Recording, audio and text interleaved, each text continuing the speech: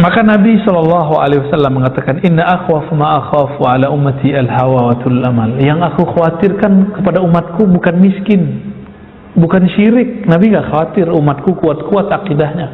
Yang dikhawatirkan apa? Al-hawa, keinginan hawa nafsu, wa tulul amal, dan panjang angan-angan. Orang yang paling bahagia di dunia, orang yang kolbunya tidak nyantol ke dunia, sehingga dia bisa memangkas angan-angannya. Jadi Nabi sudah melakukan itu. Maka teman-teman coba wiridkan itu jadi doa. Gak usah pakai bahasa Arab, pakai bahasa Indonesia boleh. Tapi kalau Arabnya, Allah mina'udzubika min ghalabatid dain wa qahrir rijal. Minimal sekali sehari aja. Ya Allah, lindungi aku, jaga aku daripada belenggu hutang. Kalaupun berhutang tapi tidak membelenggu gitu. Tulul amal, panjang angan. Saya udah pernah cerita, guru saya ngajak murid-muridnya yang sudah berumur 70, paling muda 65, paling muda tuh. Jadi murid-muridnya rata-rata seumur sama beliau 80-an, 70-an, paling muda 60-an. Diajak belajar zikir. Apa kata murid-muridnya yang tua-tua ini? Abuya, Kiai, nanti aja kalau udah tua. Dia lupa kalau dia sudah tua. Karena keseringan ngomong dari umur masih muda, nanti aja belajar zikirnya kalau udah tua. Terulang. Dan saya dengar langsung, Pak. Ini belum lama, sekitar 3 tahun lalu lah. 4 atau 3 tahun lalu. Guru kita bilang, ayo belajar zikir yuk sama anak muda nih gitu. Apa yang terjadi? Saya kaget denger itu. Nanti aja tua Buya gitu. Di sana kan kalau Kiai panggil Buya ya. Beliau agak marah, agak kesel gitu. Apalagi nih kalian udah tua semua, umur 60, 70. Kita juga kaget. Udah keriput, udah giginya udah jatuh-jatuh semua lah. Temennya udah separuh mati, Pak. Itu majelis saya masih ingat, masa saya masih remaja dulu, itu majelis ramai. Tersisa waktu kemarin itu cuma 15 orang. Dan mereka belum merasa tua. Benerlah kata Rasul kan, tulul amal, panjang angan-angan. Merasanya masih mau hidup panjang nih. Nah, di ujung kan kalimat disebutkan gitu. Aiqana anau saibqa ila aqsa awqatil ajal. Dia masih berpikir dia umurnya masih lama. Gitu. Udah Covid begini, reuni yang sudah umur 60, apa katanya? Ntar kalau Covid berhenti kita ngumpul lagi ya. Gak paham juga di kondisi dunia bahwa Covid itu sudah global, Pak. Gak ada ujungnya ini. Jadi jangan antum berpikir, terserah tanya ahli kesehatan kalau nggak percaya, bahwa Covid ini ada ujungnya. Nggak ada ujungnya. Dulu ada prediksi negara akan mampu menanggulangi sekian tahun, paling cepat 6-7 tahun. Nggak ada. Ribet, mikirnya udah ribet. Negara kita ada ngutang vaksin, diam-diam aja kan negara kita biar kita nggak panik.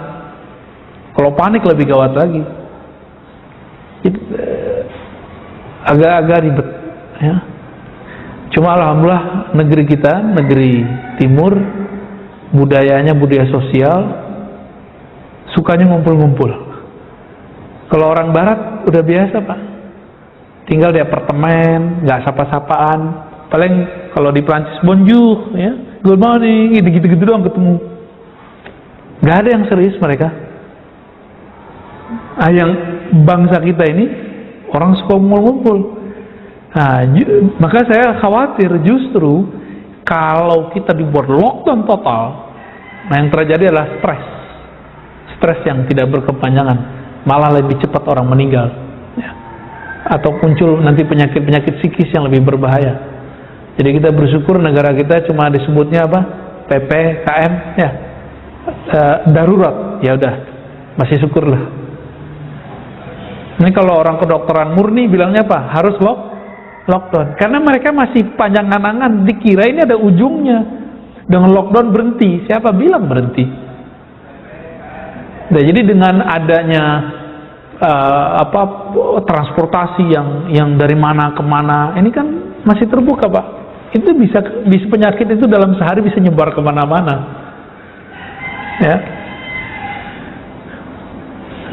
Maka Nabi SAW mengatakan, Inna akhwafu ma akhafu ala ummati al-hawa wa tul amal. Yang aku khawatirkan kepada umatku bukan miskin, bukan syirik. Nabi gak khawatir umatku kuat-kuat akidahnya. Yang khawatirkan apa? Al-hawa, keinginan hawa nafsu, wa tulul amal, dan panjang angan-angan. Maka coba mulai dilatih diri ya, puasa zahir batin. Jangan hanya puasa zahir, puasa batinnya juga. Puasa batin itu dengan cara mengurangi angan-angan. Ya. Apa kata beliau di ujung ini? Di ujung ini paling keren nih kalimatnya. Wa'alam anna qasral amali min a'zamis sa'adat. Pengen bahagia nggak? Pasti kita pengen bahagia. Cara bahagia cuma satu, pangkas angan-angan. Jadi a'zamus sa'adat, orang yang paling bahagia di muka bumi, orang yang dirinya paling tidak terikat dengan bumi, orang yang paling bahagia di dunia, orang yang kolbunya tidak nyantol ke dunia, sehingga dia bisa memangkas angan-angannya gitu. Kita ngebanyol lah. Saya kan, teman-teman saya sekarang lagi naik-naik umur-umur sebelum 40 ini. Itu masa-masa lagi nanjak semua karir. Beberapa kawan saya ngomong gini, aku kalau nggak punya utang, itu kayaknya hidup nggak ada tantangan, nggak ada bergairah bekerja. Ngutang aja gitu. Jadi utang itu dijadikan sebagai cara supaya rajin nyari. Tapi coba rasa-rasain Pak, enakan hidup nggak ada utang atau nggak ada utang? Ada utangnya atau nggak ada utang? Enakan hidup yang mana? Hidup yang kredit atau yang cash? Secara kolbu nih kita nanyanya, bukan secara semangat nyari. Pasti kita pilih yang tidak berutang. Cuma teman-teman kita pengusaha buat kaidah hadis pengusaha, hadis at-tajir, apa kalamnya, inna dain minad din. Berutang itu bagian dari agama katanya. Berutang bagian dari iman. Jadi mereka itu agamanya agama mencari hidup itu dengan cara berutang dulu. Itu konsep hidupnya, ya. Ya terserahlah, silakan dilalui hidup begitu. Tapi Nabi SAW, kita lihat baginda Nabi SAW menghindari hutang. Beliau daripada menghutang lebih baik menggadaikan salah satu baju zirah, baju tahan bacok itu ya, yang pelindung ketika perang. Dan beliau memilih menggadaikan. Ini saya nggak nyuruh antum menggadain ya. Kalau antum kan udah ngutang gadain lagi. Jangan, nggak dua-duanya jangan. Tapi kalau terjepit, Nabi menggadaikan.